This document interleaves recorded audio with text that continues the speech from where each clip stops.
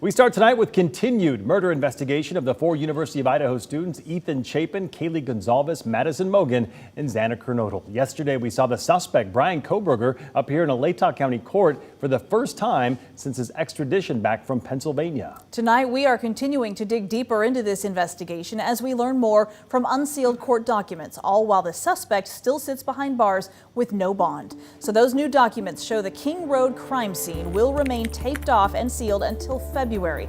This is part of a motion the murder suspect's defense attorney filed in order to preserve that crime scene for their investigators. In our commitment to bringing you more context for every story, our Amanda Rowley spoke with a criminal defense attorney about the significance of this order. Amanda? Yeah, Mark and Whitney, the murder suspect's defense attorney made this motion so her team can see the crime scene and do their own investigation. Steve Graham, a Spokane County criminal defense attorney of 20 years, told me this is pretty common with murder cases. Now, he says the first couple of weeks in a court case is when the defense typically brings in their own experts. Those experts will provide an independent opinion of the case and assist in preparing for trial. At this point, the state already had the opportunity to comb through the crime scene for several weeks. Now, the defense wants similar access. They want to be very thorough to make sure there's no stones unturned and to be able to do their own analysis, their own inspection of the scene.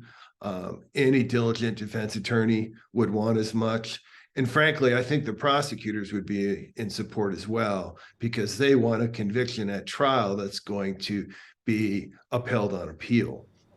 Now, once defense investigators access the crime scene, Graham says the process sometimes starts with a visual inspection. They may also take their own measurements, photos, and do their own analysis of DNA that's left over at the scene. But the attorney also told me he believes the biggest challenge for the defense is the publicity looming over this case.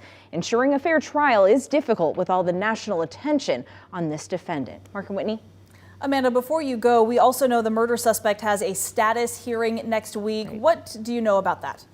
Yeah, so defense attorney Steve Graham told me we'll likely see a lot of these status hearings with this case. And he says these are just a discussion opportunity for the judge to make sure both sides are on track, they're working cooperatively, and that they're prepared for trial. And typically, these are short hearings as well, maybe anywhere between 5 to 10 minutes. Amanda, Ann Taylor, the suspect's defense attorney, is actually the chief public defender over in Kootenai County. Right. So any idea on why she is representing the defendant in a different county than her own? Yeah, I asked him this question as well. So he says it's typical to see public defenders get shuffled around to different counties. Now, he says Idaho has a state commission that oversees public defense, and it ensures every person charged gets a qualified, competent attorney who can focus on their particular case. Now, on top of that, Latah County is a pretty small county, and it rarely sees murder cases of this magnitude. So the attorney I talked to today says this is not surprising that a public defender with more experience in this area will be brought in. Mark? All right, Amanda Rowley, thank you very much tonight.